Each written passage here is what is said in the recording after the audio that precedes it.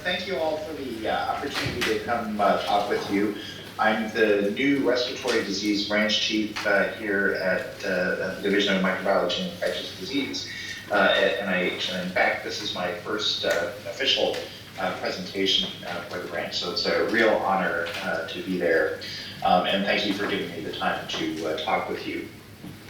So what I thought I would start with is thinking through what the SEER is, the Center for Excellence for Influenza Research and Response. It has a number of broad research goals. They really focus on what are the causes of some influenza viruses to emerge, transmit, or cause disease, while other viruses don't. And further, how do we kind of dig down into that and understand how different factors affect the likelihood of reassortment, transmission of these new pathogens entering the human population, and the pathogenicity that we see within the human population. We also hope to use this network to understand the contributions of the immune history of protection and understand how this changes over time. These goals really fall within a range of projects that have scopes focused on research, response, and resources that align with the NIAID Universal Flu Vaccine Research priorities. In terms of research, we hope that the efforts will determine factors that influence the evolution, emergence, transmission, and pathogenicity of influenza viruses. And then to characterize the immune response to influenza infections and or vaccination to improve our understanding of what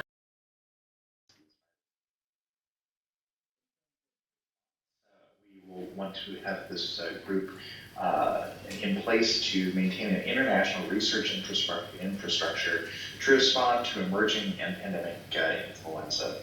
And this group was critical to our understanding of the COVID-19 pandemic. Thirdly, this group is important in developing research resources to the influenza community that they can use to better understand, to use tools so that we can better understand some of these responses. These all fall within the framework for the Influenza Universal Flu Vaccine Research Structure, which has three major focus research areas: improve and understanding transmission and natural history, precise characterization of influenza immunity, and correlates of protection. And then the third, which is to support the rational design of influenza, universal influenza vaccines. That third research area is predominantly the responsibility for our SHIVERS program, which is separate. And as you can see, one of the key cardinal components of this research infrastructure is the establishment of longitudinal cohorts. And these are important for a variety of reasons. SEERS really has been critical in putting an emphasis on US and international human studies and cohorts. These leverage international connections, such as the connection with the SHIVERS group, and collaboration within the overall research community. It also leverages an important goal of being able to conduct multiple research studies enabled by a single primary site, as we'll talk about in a few minutes. One of the things that that was built into the most recent grant is really to incorporate non-influenza expertise. And this has been used in a number of different ways, such as by incorporating expertise in medical informatics and other approaches that may not have historically been well embedded within the influenza research community. Overall, these studies and cohorts are designed to answer key questions about influenza emergence, transmission, severity, and protection. One key component of these human studies are longitudinal cohorts, and they are very useful to take groups of individuals and be able to look at them serially over time to understand immune profiling of these individuals, to recognize which factors allow them to be protected from infection versus susceptible to novel infections.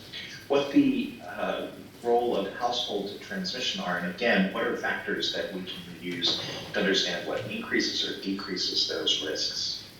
What correlates of protection in terms of vaccine or prior infection are important for predicting protection from infection? To study novel assay testing. So when we have a new test, we can apply this new assay onto the samples collected from this cohort, understanding what is clinically happening with them. And understand the effects of pre-existing immunity on vaccine response and risk for subsequent infection with a new influenza virus. In addition to the human work that's being done, there's non-human surveillance that's conducted as part of this group in areas at risk for spillover. These really help to understand the animal-human interface and interspecies interface and allow us to rapidly respond to outbreaks if and when they occur. Thirdly, this here really is critical for training, capacity building, reagent generation, and risk assessment. Graphically, a lot of these key functions are shown here on this graphic, in which the longitudinal cohort it provides human data linked with aerial surveillance and risk assessment that helps feed both into preparedness and emergency response, but also to key research projects that will be highlighted in the next couple of slides. So the current SEERS centers include 6 individual centers, as well as a data coordinating center. Each of these centers have particular areas of expertise and unique contributions to the network. The Mount Sinai Center really provides significant expertise in molecular virology, intermediate animal hosts, and mechanisms of broadly neutralizing responses. The Penn Center really provides excellence in epidemiology and modeling, as well as understandings of imprinting and immune escape. The St. Jude Research Hospital Center, which we'll hear more about in a second, really focuses on viral emergence and risk assessment, as well as immunology of influenza susceptibility. The Hopkins Center focuses on kind of the acute or hospital surveillance, as well as surveillance in Africa, whereas the Emory Center is focused on viral reassortments and transmission potential, as well as tissue-resident memory.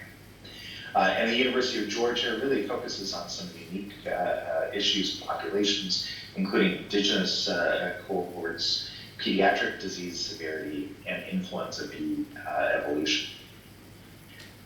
So thinking about human cohorts, they really are critical for our understanding of human disease of flu and other key respiratory viruses.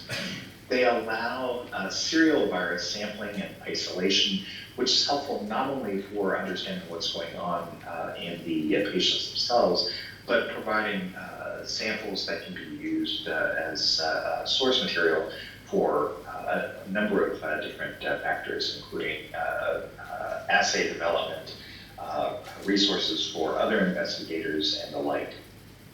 They allow us to do deep studies of household transmission, including the potential of looking at different interventions to mitigate those household transmissions. They are helpful for understanding immunity after infection, so you can look at patients that have been exposed, that are symptomatic or not symptomatic, and what the differences in protection are.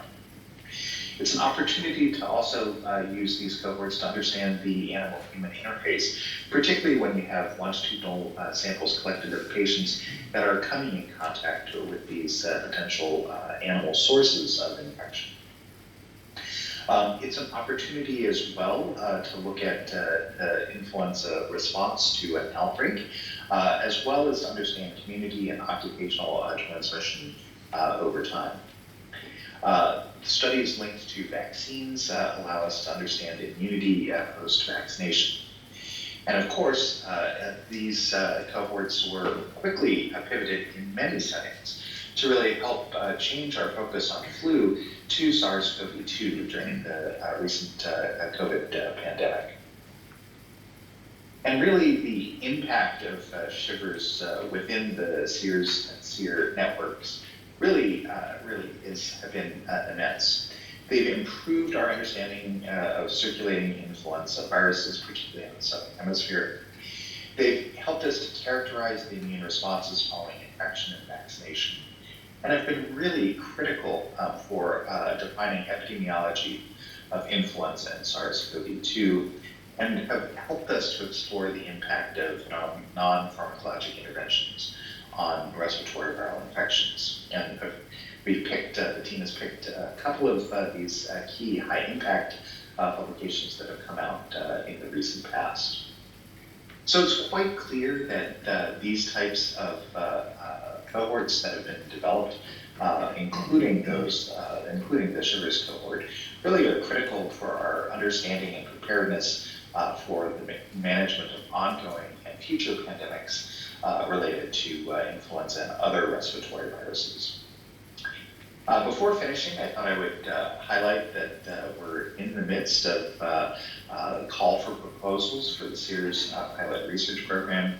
I would encourage anyone with ideas to go to the pilot research program on the SEERS Network website to learn more about what's required, what types of studies are being considered. If you have a study, make sure that you submit your proposal no later than March 9th, 2023 for consideration.